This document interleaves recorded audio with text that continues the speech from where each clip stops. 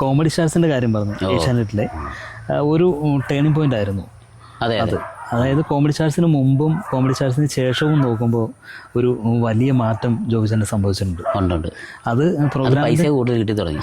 അതെ, പരിപാടി നേരത്തെ പ്രോഗ്രാമൊക്കെ പോകുമ്പോഴത്തേന് നമുക്ക് ഒരു പൈസ ഒന്നും ആവശ്യപ്പെടാൻ പറ്റില്ലായിരുന്നു. ഈ ഏഷ്യാനെറ്റിലെ ഈ കോമഡി സ്റ്റാർ എന്ന് പറയുമ്പോൾ നമ്മൾ പുതിയ സിനിമ റിലീസാകുമ്പോൾ വെള്ളിയാഴ്ച സിനിമാ തിയേറ്ററിൽ പോയി കാണില്ലേ, എന്ന് പറഞ്ഞ പോലെ ആൾക്കാർ നോക്കിയിരിക്കും ഇന്ന ടീമിന്റെ പരിപാടി. അത് വെച്ചാൽ അത് നമുക്കറിയത്തില്ല. കാരണം നമ്മൾ വീട്ടിൽ വന്ന് 2 ദിവസം നിന്നു, വീണ്ടും നമുക്ക് തിരുവനന്തപുരത്തേക്ക് പോകുന്നു. ഒരുപാട് കഷ്ടപ്പെട്ടോട്ടെ ഈ കഥ ഉണ്ടാക്കാൻ വേണ്ടി. ഉല്ലാസ് പന്തളത്താണ് ഞങ്ങൾ അവിടെ റൂം എടുക്കും. റൂമെന്ന് പറഞ്ഞു കഴിഞ്ഞാൽ അയ്യോ അന്നത്തെ നിലവാരം അനുസരിച്ച് റൂമൊക്കെ ലോക തോൽവിയാണ്. അപ്പം നമ്മൾക്ക് എവിടെയെങ്കിലും എത്തിപ്പെടാൻ വേണ്ടിയിട്ട് അവിടെ കിടന്ന് അങ്ങ് കഷ്ടപ്പെട്ട്, അതല്ല ഈ നമ്മൾ ഈ ആഗ്രഹം, ഇതിനോടുള്ള ആഗ്രഹം കൊണ്ട് ഇങ്ങനെ അവിടെ വെച്ച ഈ കഥയെല്ലാം ഉണ്ടാക്കുന്നത്. അപ്പോൾ ഈ കഥാപാത്രങ്ങളൊക്കെ ഉണ്ടാക്കുന്ന ആ സമയം അവിടെ വെച്ച് ഒരാഴ്ച പോയി കിടന്നിട്ട് 2 സ്ക്രിപ്റ്റ് ഉണ്ടാക്കണം. അത് അവിടെ നിന്ന് ഉണ്ടാക്കി അങ്ങനെ ഞങ്ങൾ തിരുവനന്തപുരത്ത് പോയി ചില സ്കിറ്റുകൾ റെക്കോർഡ് ചെയ്യണം. അപ്പം അതിന് റെക്കോർഡിങ്ങിന് വേണ്ടിയിട്ട് അവർ സ്റ്റുഡിയോകളൊക്കെ, അപ്പം അതിന് വേണ്ടിയിട്ട് നമ്മൾ അതും ഉണ്ടാക്കണം, ലൈവ് സ്കിറ്റും ഉണ്ടാക്കണം.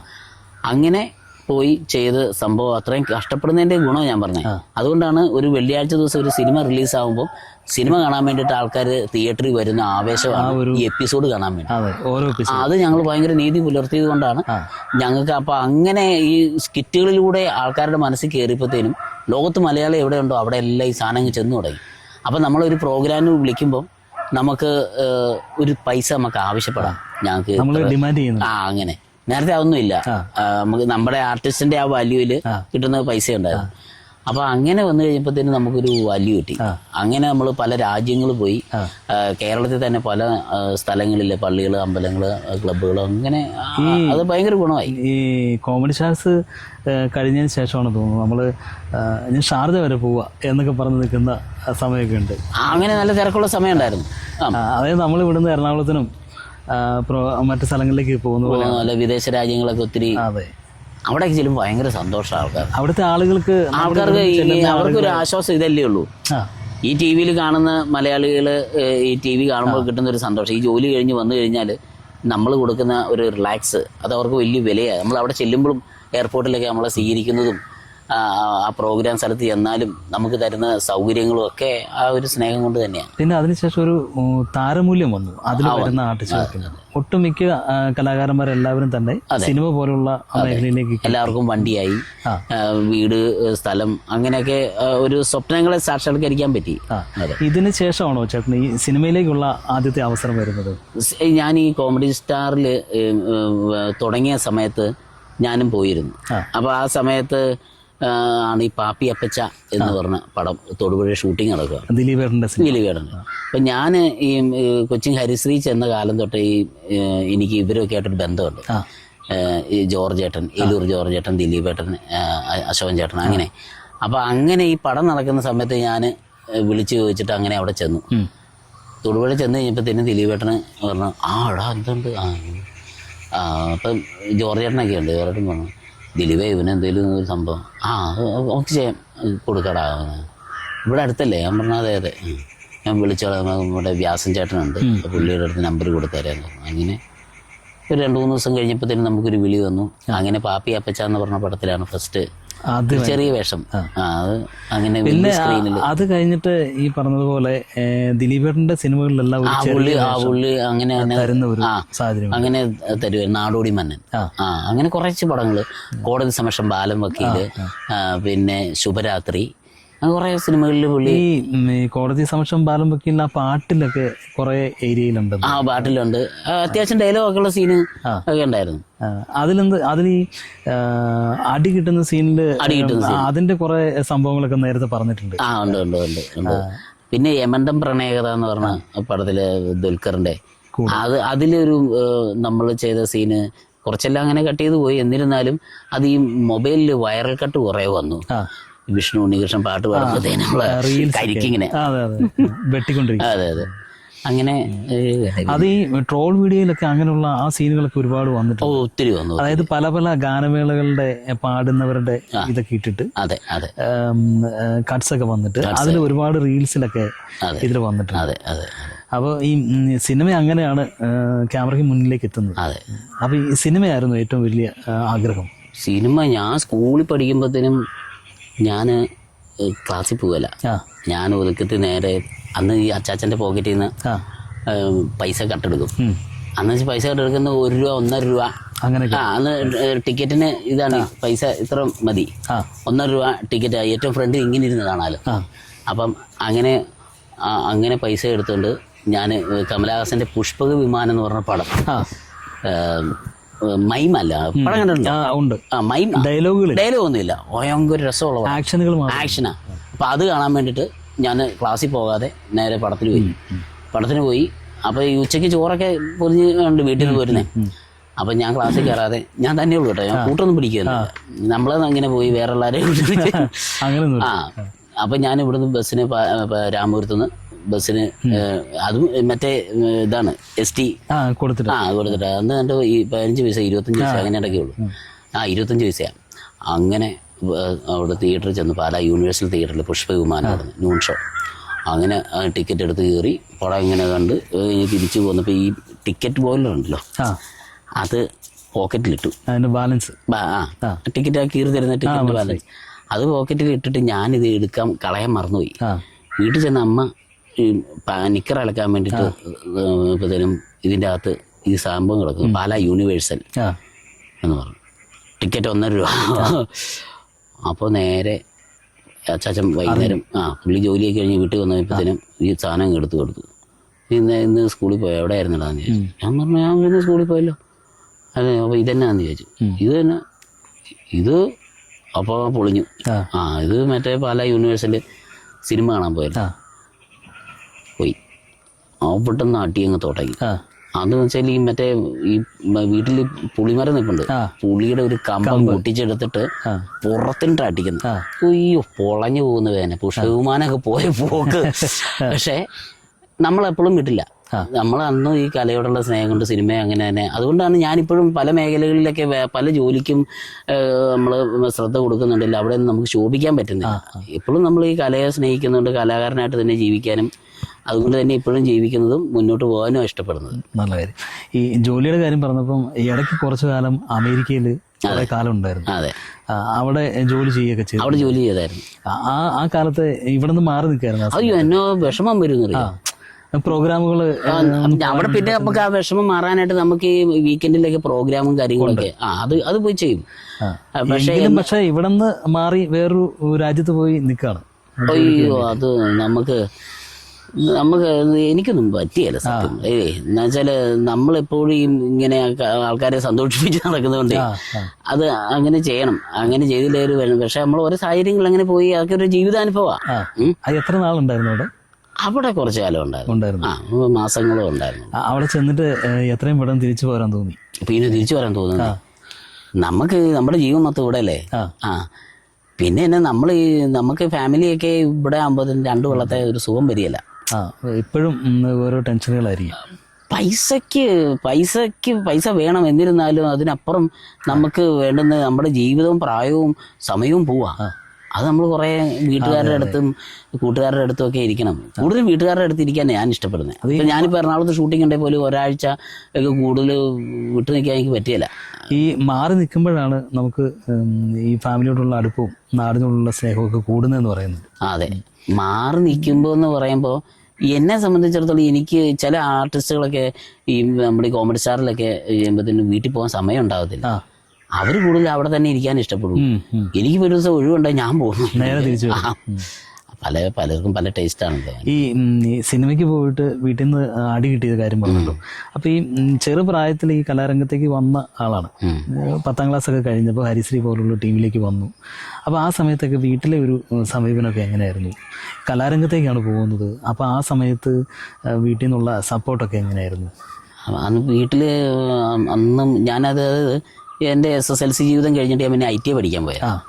അപ്പം ആ സമയത്ത് എന്നോട് അമ്മ പറഞ്ഞു, എടാ നമ്മൾ ഇതും കൊണ്ടൊന്നും ജീവിതമാകത്തില്ല, നമ്മൾ മുന്നോട്ട് ജീവിക്കാനായിട്ടുള്ള വഴികൾ വേണം. അപ്പം അങ്ങനെ ഞാൻ ഈ എക്സ്റേ വെൽഡിംഗ് ഒക്കെ പഠിച്ചായിരുന്നു. അപ്പോൾ അതെന്തായാലും ഞാൻ കൊച്ചിൻ ഷിപ്പ് യാർഡിൽ ഞാനൊരു 3 മാസക്കാലം അവിടെ ട്രെയിനിങ് പീരീഡ് കയറി. അപ്പോൾ ഈ വെൽഡിങ്ങും പരിപാടിയൊക്കെയാണ്. അത് ചെയ്യുമ്പോഴത്തേനും നമ്മൾ ഭയങ്കര ഹെവി വെൽഡിങ്, അത് വെർട്ടിക്കൽ എന്നൊക്കെ പറഞ്ഞ് ഈ ഷിപ്പിന്റെ ഓരോ മുറികളൊക്കെ അതിങ്ങനെ ഓരോ പീസ് ഇങ്ങനെ വെച്ചിട്ട് അതിങ്ങനെ രണ്ടിങ്ങനെയുള്ള പീസിനെ ഇങ്ങനെ വെൽഡ് ചെയ്ത് അതിങ്ങനെ അടിച്ചു കഴിയുമ്പോൾ ഇവിടെ നിന്നൊക്കെ തോലിങ്ങനെ പൊളിഞ്ഞു പോരും. അപ്പം നമ്മൾ അങ്ങനെയൊക്കെ കുറേ ഹാർഡ് വർക്ക് ജോലികളൊക്കെ ചെയ്തു. പക്ഷെ എന്നാലും നമുക്ക് അതിൻ്റെ ഇടയ്ക്ക് ഞാൻ പ്രോഗ്രാം പോകും. അപ്പോഴും നമുക്ക് സന്തോഷം കിട്ടുന്ന ഇതാണ്. അപ്പം ഞാൻ പല സ്കൂളിലൊക്കെ ആനുവൽ ഡേക്കൊക്കെ എന്നെ വിളിക്കുമ്പോഴും ഞാൻ നമ്മുടെ ജീവിതാനുഭവം വെച്ച് ഞാൻ പറയും, നിങ്ങൾ ആരെയും തല്ലി പഠിപ്പിക്കരുത് മക്കളെ.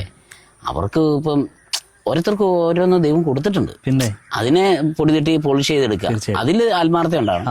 ചിലരുണ്ട് എല്ലാ പരിപാടിയും അറിയാം, പെയിന്റിങ് അറിയാം, വീട് പണിയാൻ അറിയാം, അതുപോലെ റബ്ബർ വെട്ടാൻ അറിയാം, പക്ഷെ അവർ ഒരിടത്തും എത്തുകയില്ല. ഏതെങ്കിലും ഒരിടത്ത് ഒരു സംഭവം ഒരു വഴിയും നമുക്കൊരു ഇതൊരു അല്ല ഇത് ഓരോരുത്തർക്കും കിട്ടുന്ന ഒരു അനുഗ്രഹമാണ്. ചിലരെല്ലാം ചെയ്യും, പക്ഷെ ഒരിടത്തും സ്ഥിരമായിട്ട് നിൽക്കുകയില്ല. അപ്പൊ എന്ന് പറഞ്ഞ പോലെ നമുക്ക് അറിയാവുന്നത് വഴിക്ക് തന്നെ പോവുക, അവിടെ നമ്മൾ വിജയിക്കുള്ളൂ. തീർച്ചയായിട്ടും അല്ലേ? അങ്ങനെ തന്നെ മുമ്പോട്ട് പോവുക, തല്ലി പഠിപ്പിക്കരുത് പിള്ളേരെയൊക്കെ, അല്ലേ? കോടതി സമക്ഷം ബാലം വക്കീല്, അതില് ശ്രദ്ധേയമായ ഒരു കഥാപാത്രമാണ് ചെയ്തത്. അതില് തരക്കേടില്ലാത്ത ഒരു ചിരി കിട്ടുന്ന സീനാ. ഇത് കട്ട് ചെയ്ത് ഒരുപാട് റീൽസിലും ട്രോളിലും ഒക്കെ കാണിക്കുന്നുണ്ട്. ആദ്യം മറ്റേ കോമഡി കട്ട് സീൻസിലെല്ലാം വരും. അപ്പൊ ശരിക്കും ആ പടത്തിൽ ഞാനൊരു 22 ദിവസം ഞാൻ ആ പടത്തിൽ വർക്ക് ചെയ്തു. അത്രയും ദിവസമുണ്ട്. പാട്ട് സീനുണ്ട്. അപ്പൊ ആ കോളനിയിലുള്ള ഇതിൻ്റെ അകത്ത് ഭീമൻ ചേട്ടന്റെ കൂടെയുള്ള ഗ്യാങ്ങിൽപ്പെട്ട ആളാണ് ഞാൻ. അപ്പൊ നമ്മൾ നല്ല പ്രതീക്ഷയോടെ പോകുന്നത്. ദൈവമേ, ഇതിൻ്റെ അകത്ത് ഒരു 22 ദിവസം പടത്തിന് വർക്ക്. അപ്പൊ അങ്ങനെ ഒരു പടത്തിൽ നമ്മളെ വിളിച്ചല്ലോ. അപ്പം ഈ പടം തുടങ്ങിയിട്ടൊന്നും നമ്മൾ അതിൻ്റെ അകത്തുണ്ടെങ്കിൽ നമുക്കൊരു ഡയലോഗ് പോലും കിട്ടുന്നില്ല. അപ്പം ഞാൻ ഇടയ്ക്കെല്ലാം ദിലീപേട്ടൻ എടുത്ത് ചേട്ടാ അന്നേരം പുള്ളി ഞാൻ പറഞ്ഞു, എന്തെങ്കിലും ഇത്രയും ദിവസമല്ലേ? ദിലീപേട്ടൻ പറഞ്ഞു, കേട്ടാ ശരിയാവാം. അങ്ങനെ പുള്ളി ഡെവലപ്പ് ചെയ്ത് തന്നാണ്. മറ്റേ എനിക്കല്ലല്ലോ വിക്ക്, ബാബുവേട്ടനല്ലേ വിക്ക് എന്ന് പറഞ്ഞ ഡയലോഗൊക്കെ. അപ്പം നീ എന്നെ കളിയാക്കുന്നുള്ളതാന്ന് പറഞ്ഞിട്ട് ഭീമൻ്റെ എനിക്കൊരു അടി അടിക്കണം. ആ അടി നല്ല പവറിലുള്ള അടി, ഇങ്ങനെ പട്ടേന്ന് കേട്ടു. എന്നതിനും നമ്മുടെ ബി ഉണ്ണികൃഷ്ണൻ സാർ അതിന്റെ ഡയറക്ടർ, പുള്ളി മോണിറ്റർ ഇങ്ങനെ കണ്ടോണ്ടിരിക്കുക. അപ്പൊ എനിക്കൊരു ഒറ്റ അടി കിട്ടുന്നതും പുള്ളി അവിടെ നിന്ന് അയ്യോ അടി കിട്ടി, അവർക്ക് മനസ്സിലായി. ഉടനെ ഇവർക്കും മനസ്സിലായി. നമ്മുടെ ഭീമന്റെ ചേട്ടനും കൂടെ നമ്മുടെ ദിലീപേട്ടനൊക്കെ അടുത്ത് നിൽക്കുക. ഉടനെ ഭീമന്റെ ചേട്ടൻ ചോദിച്ചു, നിനക്ക് വേദനിച്ചോടാ എന്നോട് ചോദിച്ചു. ഞാൻ പറഞ്ഞ അത് കുഴപ്പമില്ല ചേട്ടാ, അത് മറ്റേ ഈ റിഹേഴ്സൽ ഉണ്ടല്ലോ, റിഹേഴ്സലിന് അടി ആദ്യം തന്നെ തന്നു, അത് ഞാൻ ഉണ്ടായിരുന്നു. പിന്നെ രണ്ടാമത് ടേക്കിലും കിട്ടി. അപ്പം എന്നോട് ചോദിച്ചു, നിനക്ക് വേദനിച്ചോടാന്ന് ചോദിച്ചു. ഞാൻ പറഞ്ഞ ഇല്ല കുഴപ്പമില്ല. എന്നാ ദിലീപ് നിനക്ക് കൊണ്ടോ അടി കൊണ്ടോ? ഞാൻ പറഞ്ഞ ഇല്ല ദിലീപേട്ട, അത് പ്രശ്നമില്ലെന്നേ, അത് നമ്മള് സീൻ നന്നാകുക, നമ്മക്കൊരു അടി കിട്ടിയാൽ എന്നാ, ഇതൊക്കെ നമ്മളല്ലേ അറിയുന്നുള്ളൂ, വേദനിച്ച എനിക്കല്ലേ അറിയുന്നുള്ളൂ, പൊതുജനം കാണുമ്പോൾ ചിരിക്കുമല്ലോ. അതോ ഉടനെ പിന്നെ പുള്ളിക്കാരൻ കാണിച്ചു ഭീമന്റെ ചേട്ടൻ പറഞ്ഞു, അതിന് ചർച്ചയായി അവിടെ. അണ്ണെ അടുത്ത് നിന്ന് വേറൊരുത്തരോട് പറഞ്ഞു, എടാ ഞാൻ അടിക്കും വേദനുണ്ടെ പറയണെന്ന് പറഞ്ഞു. ഒറ്റ അടി. ഇതെന്നാ അടിയാ അടിച്ച ചേട്ടാന്ന് പറഞ്ഞു അവനും. കാരണം ഒന്നും മിണ്ടാനില്ല. ഇത് കഴിഞ്ഞ് പിന്നെ ഭീമന്റെ ചേട്ടനും ദിലീപേട്ടനും തമ്മിലുള്ള ഒരു ഫൈറ്റ് സീനുണ്ട്. അതില് ഈ ദിലീപേട്ടൻ ഒരു ചവിട്ട് വെച്ച് കൊടുത്തു. ആ ചവിട്ട് നല്ലൊരു ചവിട്ടായിപ്പോയി. അപ്പം ഈ പടത്തിന്റെ 60ാം ദിവസത്തെ ആഘോഷം എറണാകുളത്ത് വെച്ച് ഞങ്ങൾക്കെല്ലാം മൊമെന്റോ വരും.